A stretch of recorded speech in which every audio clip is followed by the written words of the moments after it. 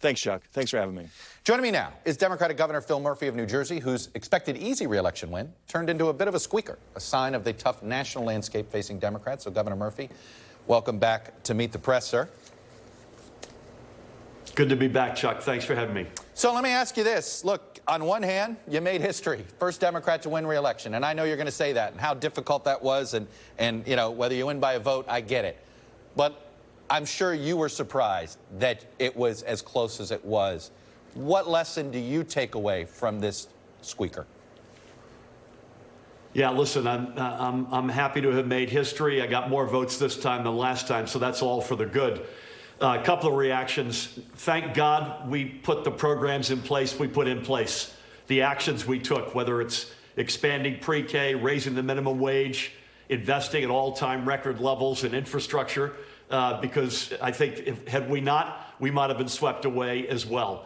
And secondly, Chuck, it's quite clear there's a lot of hurt out there.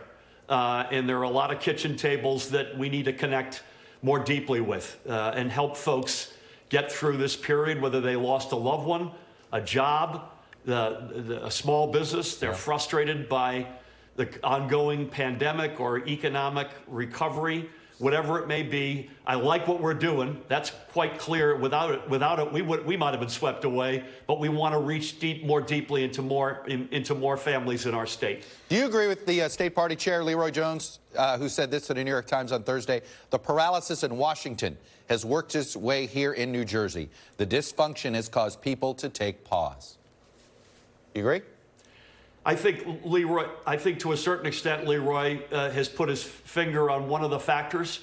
You know, it's remarkable. The debate in Washington feels, although this infrastructure bill on Friday, by the way, is a game changer, and we're the most densely populated state in America, so it's a particular game changer for New Jersey.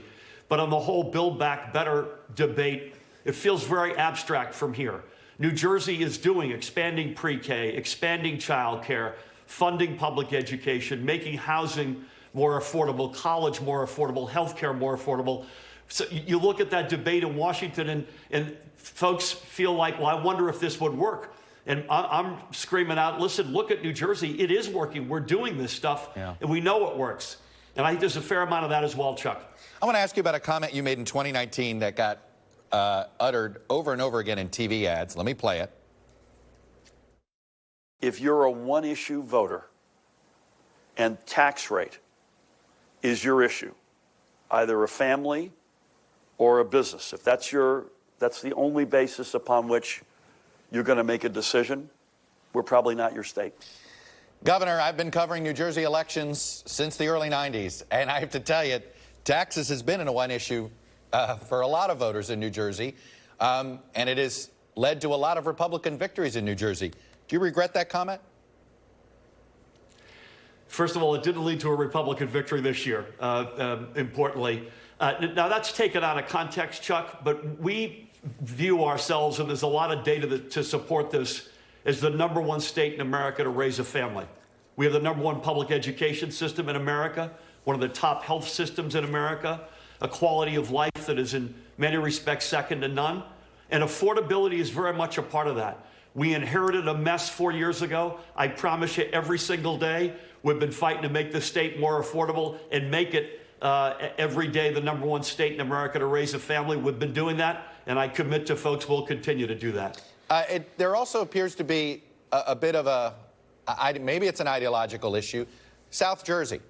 Look, we saw it with the party switch of Jeff Van Drew 2 years earlier, and it seems as if, I believe it was in the same district that your state Senate president is in and lost. Do you think progressive politics is just not playing as well in South Jersey as it might in North Jersey? Couple of things. First of all, I'm very proud that the entire New Jersey delegation on both sides of the aisle voted for the infrastructure bill on Friday. I think that's a real testament to our ability to come together.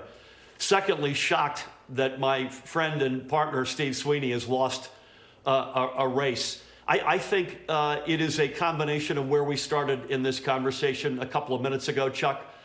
We got to get to more kitchen tables. I don't think that raising the minimum wage, expanding pre-K, making college health care more affordable, all-time high investments in infrastructure, I don't think that's a progressive, non-progressive agenda. I think that's directed at making families' lives better and quality of life better. But we got to clearly connect more deeply into more kitchen tables in this state, that is for sure. Mandate fatigue. Everybody has it. I think you know it. Probably people that abide by the rules have it.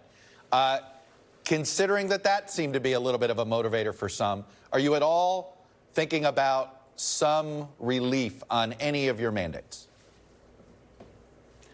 Listen, there's mandate fatigue everywhere, including with yours truly, so let there be no doubt about that. At the moment, no, but my hope is particularly with our kids under the age of 12 now being able to get the vaccine, that we will at some day, sooner than later, be able to lift the mask mandate that we have in schools.